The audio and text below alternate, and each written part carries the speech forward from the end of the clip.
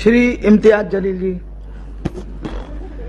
अध्यक्ष महोदय, 14 सितंबर 1984 को जब हमने द फैमिली कोर्ट्स एक्ट बनाया तो उसका मकसद ये था कि हम कंसिलिएशन के ज़रिए, यानी कि हम बातचीत के ज़रिए, समझौता के ज़रिए मामलों को निपटा सके।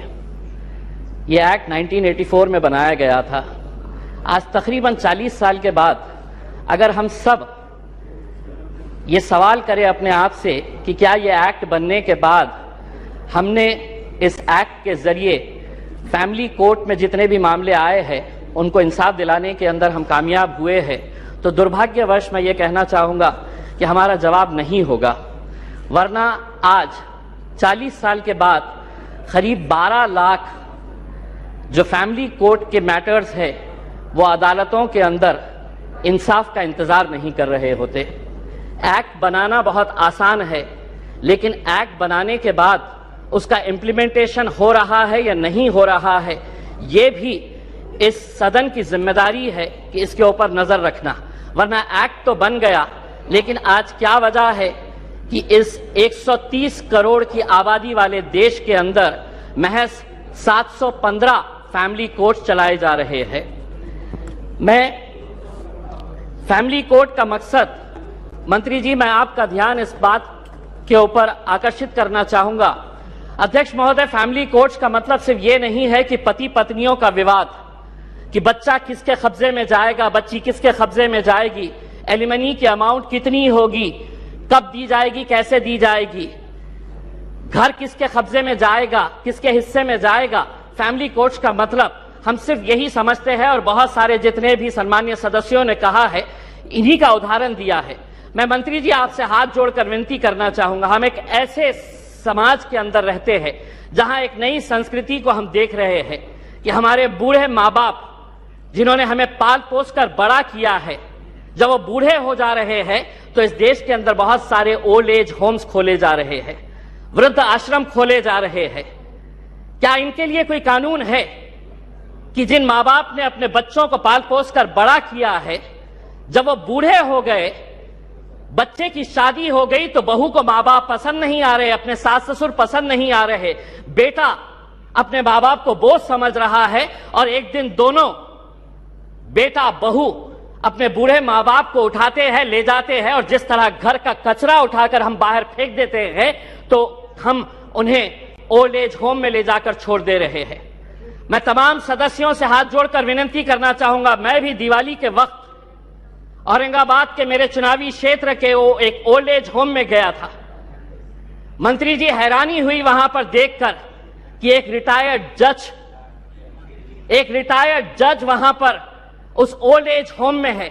मुझे यकीन नहीं हुआ जब मैंने उसका नाम सुना कि उसके बेटे, इतना बड़ा घर है, ऐसा नहीं है कि बहुत गरीब है कि अब मां बाप को पाल नहीं सकते हैं, लेकिन एक रिटायर्ड जज भी उस ओल्ड एज होम में जब हमने देखे तो तब समझ में आया कि ये समाज कहां जा रहा है करके। तो ऐसे लोगों के लिए क्या कानून होना चाहिए फैमिली कोर्ट के जरिए? पति पत्नियों का विवाद तो जो है ये जिंदगी भर चलता रहेगा, इन्हें भी इंसाफ मिलना चाहिए, लेकिन वो बूढ़े माँ बाप कहां जाएंगे? फैमिली कोर्ट के अंदर कुछ ऐसा सेक्शन लाया जाए कि जो बेटा अपने माँ बाप को कूड़ादान समझकर, कचरा समझकर ओल्ड एज होम में डाल रहा है, उसे अखबार के अंदर एक नोटिफिकेशन अपनी तस्वीर के साथ, अपनी फोटोग्राफ के साथ उस अखबार में उसे ये नोटिफिकेशन देना होगा कि मैं अपने माँ बाप को ओल्ड एज होम में डाल रहा हूं। ऐसे बच्चों को समाज के सामने हमें खड़ा करने की जरूरत है। लाइए कानून, वरना वो बूढ़े माँ बाप जो रोकने के अलावा कुछ नहीं कर सकते हैं, क्योंकि कोई कानून नहीं है। उनका कसूर सिर्फ इतना है कि उन्होंने अपने बच्चों को पाला पोसा बड़ा किया। पूना में किसी ओल्ड एज होम के अंदर जाइए, ज्यादातर वो परिवार के बूढ़े माँ बाप मिलेंगे कि जिनके बच्चे इंजीनियर हो गए। इंजीनियर होने के बाद वो यूएस में पैसा कमाने के लिए गए, पैसा कमा रहे हैं, लेकिन माँ बाप के लिए एक कमरे का घर नहीं है तो ओल्ड एज होम में लेकर जाकर छोड़ रहे। ये एक संस्कृति हम डेवलप कर रहे हैं। फैमिली कोर्ट्स के जरिए मैं मंत्री जी आपसे यह अनुरोध करना चाहूंगा कि आप कुछ ऐसा कानून इन लोगों के लिए भी लेकर आइए जो बच्चे अपने मां बाप को आज यहां पर ले जाकर छोड़ रहे हैं।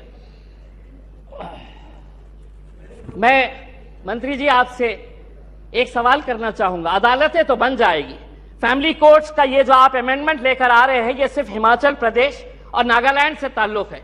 बहुत सारे जितने भी सम्मानीय सदस्य हैं उन्होंने यही कहा है कि justice delayed is justice denied. Nagaland का एक्ट कब बना था? नागालैंड का एक्ट 2008 के अंदर बना है। अगर यहीं पे अगर हम इतना डिले कर रहे हैं कि पुराने फैसले जो विदाउट पार्लियामेंट के पास किए गए हैं, आज अगर इतने सालों के बाद हम ये अमेंडमेंट लेकर आ रहे हैं कि नागालैंड के 2008 के बाद जितने भी जजेस ने फैसले दिए हैं रेट्रोस्पेक्टिव इफेक्ट से हम इसको आज के दिन पास कर रहे हैं, यानी कि गलती अगर हमारे पास से ही हो रही है तो हम उन अदालतों से कैसे इंसाफ की गुहार लगाएंगे। अदालतें एक्ट बनाना बहुत आसान है। मैं मंत्री जी, आप कुछ दिन पहले औरंगाबाद आए थे, वहां पर आपको लॉयर्स एसोसिएशन ने एक मेमोरेंडम दिया है। अगर से महाराष्ट्र की अदालतों की अगर हम बात करते हैं, 91 sanction post of high court जजेस है। अध्यक्ष महोदय, 91 पोस्ट ऑफ हाई कोर्ट जजेस है, उसमें से महज 56 जजेस है, यानी कि वैकेंसी आप देख लीजिएगा कि तकरीबन 40% वैकेंसीज है। अब मैं आपको अंदर की बात बताता हूं, हाई कोर्ट के जजेस जब अपॉइंट किए जाते हैं तो सुप्रीम कोर्ट का कॉलेजियम इसे डिसाइड करता है। यह पूरा सुप्रीम कोर्ट के कॉलेजियम ने अपना रिकमेंडेशन दे चुका है। क्या वजह है कि सरकार ने इसे इतने सालों से रोक रखी है? क्यों नहीं आप, अगर ये मानते हैं, सभी लोग कह रहे हैं कि पेंडिंग केसेस है, तो सरकार की क्या मजबूरी है कि हाई कोर्ट के जजेस जब सुप्रीम कोर्ट कॉलेजियम ने रिकमेंडेशन भेज चुका है तो सरकार क्यों रोक रही है? हम भी जानते हैं, विपक्ष अच्छी तरह से जानता है कि क्यों रोका जा रहा है करके, लेकिन आज जब आप जवाब देंगे तो हम उम्मीद करेंगे कि आप इन फैमिली कोर्ट्स के अलावा, क्योंकि आज आप एक्ट तो अपने आंकड़ों के जरिए पास कर लेंगे, लेकिन सिर्फ इमारत बनाने से इंसाफ नहीं मिलेगा। उस इमारत के अंदर उस कुर्सी के ऊपर बैठने वाले, ये सदन कोई मायने नहीं रखता है अगर वो ये स्पीकर की कुर्सी खाली रही तो। वो स्पीकर की कुर्सी जितनी महत्वपूर्ण इस सदन के लिए है, उसी तरह अदालतों के अंदर जजेस की कुर्सी भी बहुत मायने रखती है। लेकिन अगर आप ये मानेंगे कि नहीं, इतने करोड़ केसेस पेंडिंग है, तो कौन उसका निपटारा करेगा? आप ही करेंगे मंत्री जी, आप ही को करना है। और अगर सुप्रीम कोर्ट कॉलेजियम ने अपना महाराष्ट्र के जजेस का रिकमेंड कर चुका है तो सरकार उसे क्यों रोकी है, इसका जवाब भी आपको देने की जरूरत है। आपने एक ट्रिपल तलाक का कानून लेकर आए थे, इसके जरिए ये भी फैमिली कोर्ट का मैटर है। मैं आपसे पूछना चाहूंगा, उस वक्त फैमिली जब ट्रिपल तलाक का मामला आया था तो बहुत सारे लोगों ने चीख चीख कर कहा था कि हमें मुस्लिम बहनों के साथ इंसाफ करने की जरूरत है। आज वो फैमिलीज भी आपसे पूछना चाहती है, ये एक्ट आपने बनाया आंकड़ों के जरिए, हमारे विरोध होने के बावजूद आपने एक्ट बनाया, अब आपकी जिम्मेदारी है ये बताए कि एक्ट बनने के बाद कितनी